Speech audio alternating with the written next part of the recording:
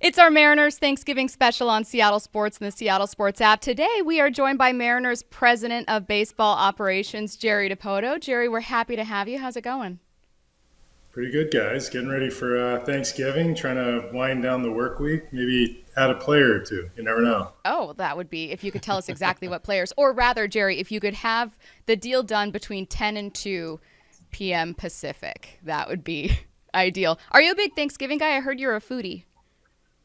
I am a foodie. I'm relegated to sous chefing, which is in my house. I get to cut the green beans and wash the dishes on It's an honor. Thanksgiving. But no, but that is my wife's day to shine. So I'm the supporting cast. Nice. Hey man, I just want to congratulate you on a good season. It was magical, man. I was telling Salk that I followed baseball for like the last 15, 20 years, but this year like brought me in on a whole nother level just because of what you guys were able to accomplish. When you look back at it, I mean, are you like a proud father? I mean, what are your feelings after this year? I guess a little proud father, a little excited kid on Christmas morning.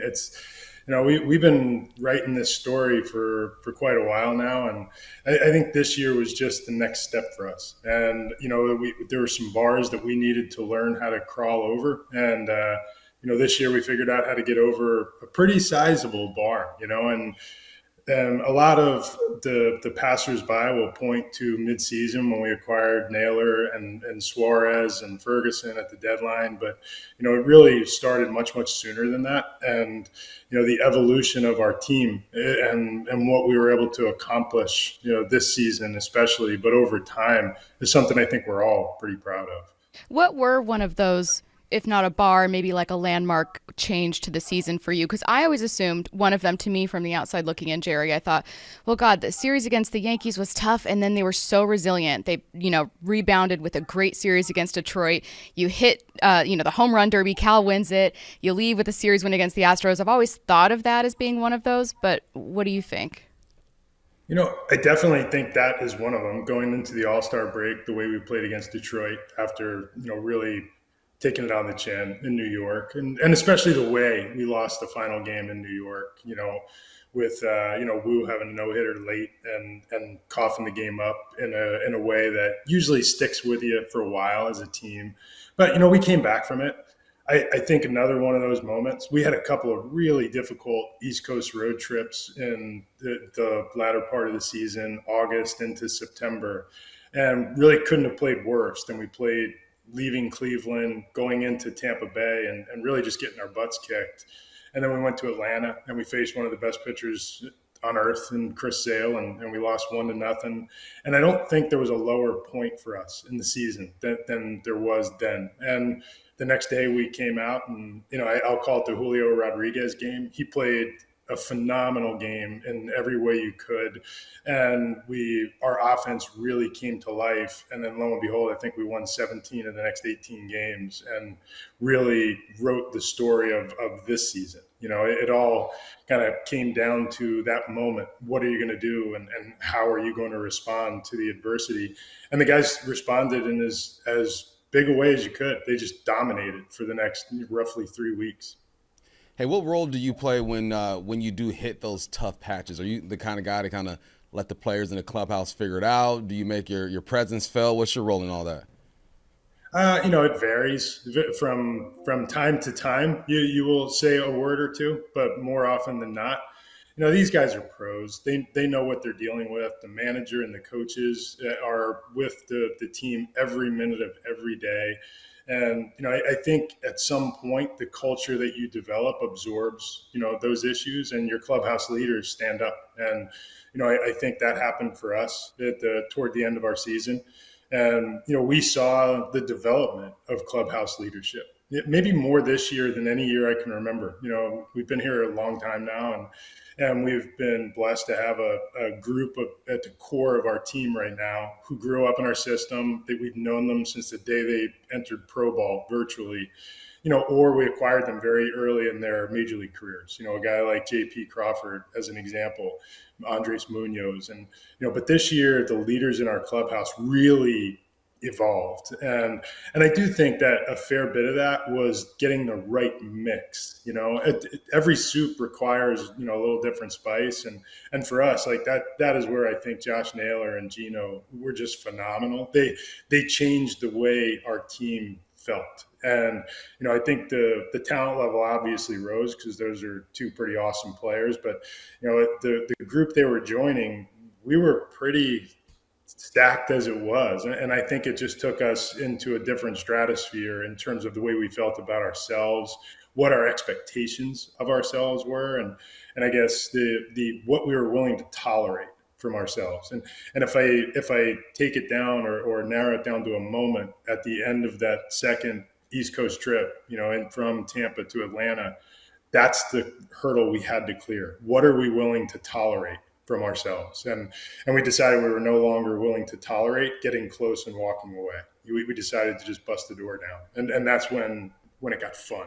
Right. And fun for a lot of people. I mean, we saw history made with this team. A phenomenal ALDS Game 5 to send you guys to the ALCS for the first time since 2001, winning the division for the first time since 2001, and of course the very first Game 7 we've ever seen. Like, I know for me, there were multiple moments throughout the season where, being someone born and raised here, I just kind of paused and thought, like I watched ALDS Game 5 by myself because I was so nervous. And so I was in my apartment just watching it. And at the end of the game, I just paused and I was like, I can't believe I just saw that. Like, wow. Did you have some of those moments? I know you're in it, right? You're in the thick of it in a very different way. I get to sit back and talk about your team every day, but you have to be in it. But did you have any of those moments where you just pause and you go like, wow, like, I can't believe that just happened? Yeah, I Game 5 of that Detroit series was certainly one of those moments. I would really bring it back to the hit that Leo got off of Skubal there, and effectively the hit that tied the game. In that moment, I think we all felt we were going to win, and that's pretty remarkable when you're facing a guy like Skubal, he's the best pitcher in the league right now, and Leo's probably about as unheralded as anybody on the roster in that moment, and comes up and has one of the biggest moments, not just of our season, but of recent Mariners history, and kind of takes you to a different level. And then we went through the agony of the extra innings with so many opportunities, and we couldn't find a way to push it across. And I guess I don't have the benefit of sitting in a quiet room where I probably would have bounced off the walls. Instead, we sat there together, roughly turning into emotional pudding as we were watching this unfold. Like, my God, please somebody do it and get us over the hump. And that was a big moment. The Gino grand slam in the kind of what I would say was the leverage game in the Toronto series that gave us, the 3-2 lead. That was a huge moment for us. I could dial back. There was a home run that Cal hit against Tampa, and in a game that we really had no business winning in the time. I think we were down 2-0, and he hit a huge homer that just kind of, again, gave us that next burst. There's so many of those little moments through the course of a 162-game baseball season that when you're in the moment, you probably don't appreciate it enough. But then when you're in the postseason and those moments happen, you recognize what's happening immediately. And I think those were some that really stood out for me. I travel a lot on the weekends for work, so I find myself watching games in a local pub or something, and there's always some expert sitting next to me saying, they should be doing this. This is the way they should play. This is the way this team was built. And I remove myself from that situation. I'm like, you guys, come on, just give it a break. When you look at your team at the beginning of the season, how did you think what type of style this team was going to play? And at the end of the season, is that the style you were playing, or did you feel like this team kind of transformed into something else? Well, at the start of the season, similar to the way the team's been built the last handful of years, we've been kind of methodically moving toward a more well-rounded athletic team that could create chaos on the bases, that did have, a degree of power and patience, take your walks, hit your homers, steal your bags, don't make mistakes on defense, take care of the ball type of mentality. We've played a disciplined game, in those categories, with with the understanding that we do strike out a bunch. That's always just part of the trade-off that we've been willing to make. And we were hoping to reel that in a little. But generally, do those things. Create chaos on offense, take care of the ball on defense, hammer the strike zone, and then lo and behold, the season started, and our pitching staff was, I guess, uncharacteristically banged up. Maybe our secret power in recent years has been the ability to run starting rotation out there and maintain good health. Guys taking 30 plus starts, throwing their 160, 180, even 200 innings in an era where that doesn't happen so much anymore. And they were the backbone of our team. And then for the first half of this year, we were without Logan Gilbert for 2 months. We were without Bryce Miller for, more than 2 months. In the middle, we missed George Kirby for 2 months. And to put ourselves in position at the end of the season to not just get into the playoffs, but win a division championship and earn a bye while we were battling through all that, I think took a lot of, grind from a team. And that's the thing about this team that I think really developed as the season went along. I always feel like we're willing to grind, get in, do the extra inning thing, win the close game, somehow pull some one-run, wins out of our backsides. But at the end of the day, this team showed a real resolve when the thing that we were most identified with, quality and durable starting pitching, really wobbled, and the rest of the team picked it up and ran with it. And what was different about this team is that when you look up at the end and you look at the advanced metrics, WRC plus, OPS plus, things like that, we had one of the two best offenses in the American League, and I think we were tied with the Dodgers as the second best team in the big leagues in WRC plus. And I don't know if anybody would have pointed at the Mariners on opening day and said, that's the second best offense in the league. But that's what the guys went out and did. And they proved they could win games in other ways. And it wasn't with, the notion that we did anything different than what we've been doing in recent years. We just did it better. And we had stars rise up and create, stars became stars. Cal was a really good player coming into this year who just became like an international celebrity. Now he's identifiable by one name and neither of them are his. I think our Julio, I think, is cementing himself as if not the best center fielder in the game, maybe, evolving into one of the best center fielders of his generation. And our starting rotation did come back at the end, and they were intact as we went into the postseason, and they showed why that we should be a team that's not just good now, but good for years to come. By the way, we're talking with Jerry Dipoto, Mariners president of baseball operations. If you're trying to get in on the 2026 action, single game tickets for the 2026 Mariners season are on sale now. Visit mariners.com/tickets to reserve your spot at some of the season's biggest games, including Randy Johnson's jersey retirement on May 2nd and the Mariners' 50th anniversary weekend, August 7th through 9th. You can get your seats today at mariners.com/tickets. Taking a slight look ahead here, the winter meetings seem chaotic to me. I have to imagine it is just pure chaos. Take us kind of behind the scenes and tell us what that experience is like from your point of view. It used to, when I first started going to the winter meetings, shortly after I retired as a player, I think the first winter meeting I went to was 2002, and then 03, 04, I was with the Red Sox. We had big groups, and they were really like cultural development centers. It's like learning in a fishbowl because so many things are happening so quick for younger, front office executives or, decision making, I guess, personnel, scouting people. And over the years, the way it's changed for me is that now in the position I have with the Mariners, we get to the winter meetings and I feel somewhat like, Marlon Brando in The Godfather. I hide in a chair in the corner of the room and I don't leave for 3 days because I'm afraid of what's downstairs. In today's time, we get together, we'll have, 30-ish Mariner people that are in our traveling group, sit in on meetings, talk about ways that we can plug holes on our roster. We'll wheel in multiple portable whiteboards and start going through anything from, subtle free agent signings to magnificent trades that no one will ever do. And it's like every fan's dream of what it's like in that moment. And more often than not, we leave in 3 days and we do something small, and everybody feels like they just wasted 72 hours of their lives. But you learn, and you learn fast. It is nonstop phone calls coming in and out. We used to travel in groups of 3 or 4 and go visit with teams live. Now we just text or call. And if we get close to a deal, you might make a live visit to another team. But it's become so secluded in that way. And the best part of the winter meetings for me are the downtimes, the think tank moments where, we'll bring a football in the room with us and just flip a football around from side to side in the suite, coming up with ideas, while we try not to drop the ball.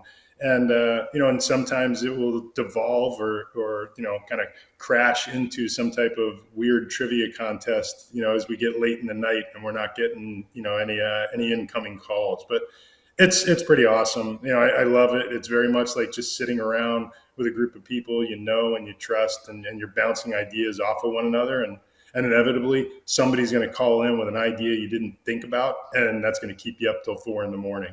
But it's 3 days that I'm glad happened between Thanksgiving and Christmas, because it's definitely a calorie burner. I hope it just gets down to comparing like rarity scores on Immaculate Grid. Alex Mayer told us, by the way, that that's every day for me. I know. He said, I was like, okay, who in the organization's the best? He said Cal's pretty good, like among the players. And then I was like, but who's like the freak? Like who's got like the crazy scores? And he said, oh, Jerry. Absolutely, Jerry Dipoto.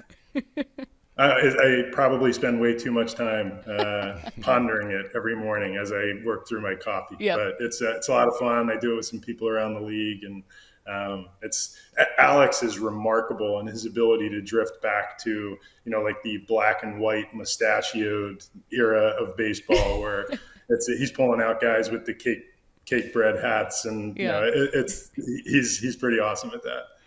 Hey, I want to talk about the MVP race. Going into it, at the end of the year, I'm thinking, look, I understand if Judge gets it, but obviously I'm a big advocate for Cal. And my argument with people, I say, man, I want you to squat and stand up about 120 times. And then I want you to put your gear on. Then I want you to run out and talk to your best friend across the street or something. Like, put yourself in something that Cal could possibly do.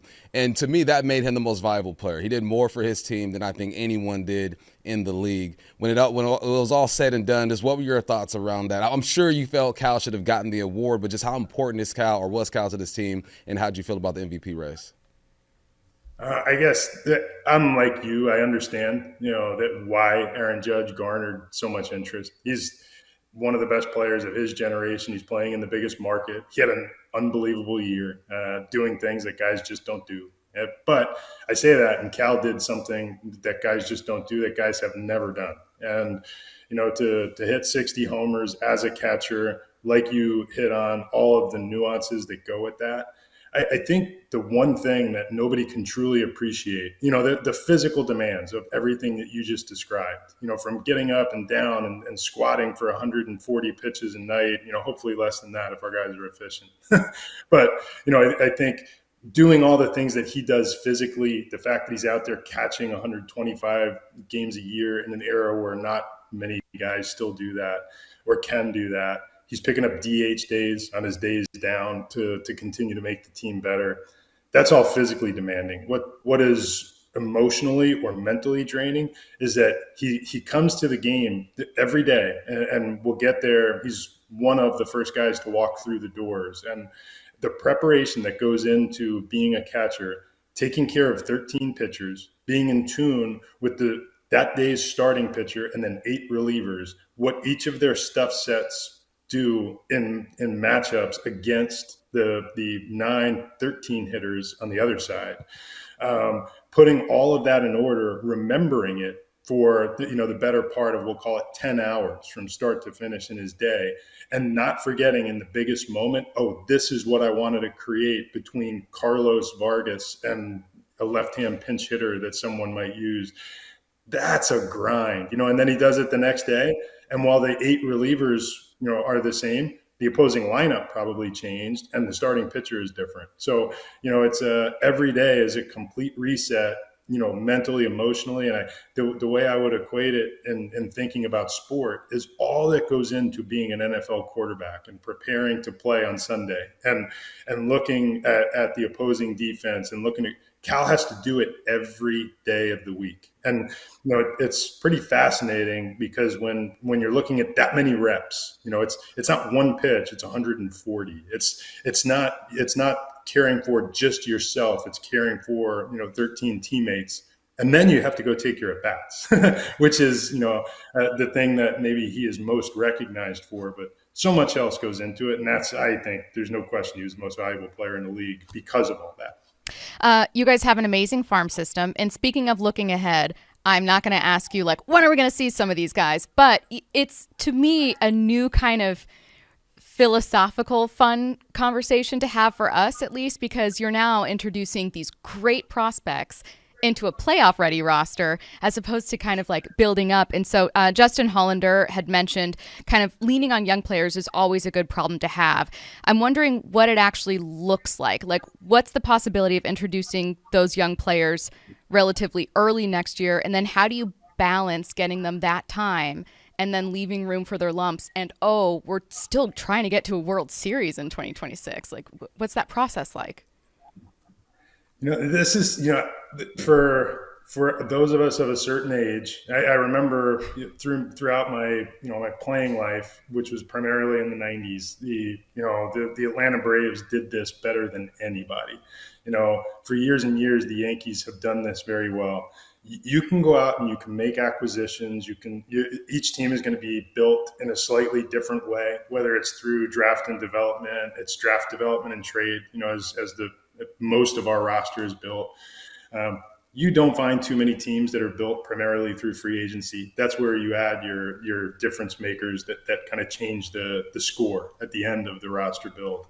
But, the Braves in the 90s had an unbelievable feel for when to introduce the next new player. And, and often they're replacing an MVP third baseman and Terry Pendleton, who they just let walk as a free agent so they can bring up young Chipper Jones and let him start playing. And, and the same thing happens on the other end of the diamond with future Hall of Famer Fred McGriff. And when they feel like Ryan Klesko is ready, they let him start playing. And it goes on throughout the course of their roster. You have to have a feel for when that time is coming. And the best way to adapt your roster to it is to acquire as many versatile players as you can. So, in our case, and I'll point at our field of play, have as many guys on your team as possible that can move to different positions so that you can accommodate the next young player that is going to be implemented. And it's part of the reason why, one of the 50 reasons I could give you as to why Josh Naylor was such a wonderful fit for our team is that Nails can hit the righties, he can hit the lefties, he's an everyday first baseman, and that's something we really didn't have. But, most or all of our outfielders can play multiple or all of the positions. All of our infielders are trained at the minor league level to play as many different positions as they can for these reasons. And, that allows us to look at this year, and I'll use Jorge Polanco, our 2 years with Jorge as an example.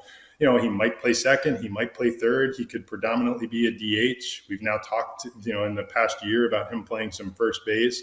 And this is essentially, how do we keep impact bats in the lineup while we introduce players like Cole Young and Colt Emerson and Ben Williamson and give them the opportunity while the lineup keeps churning to go win a championship in that given year. And I think that's the place we are in our current development, and we have to figure out how to straddle that line.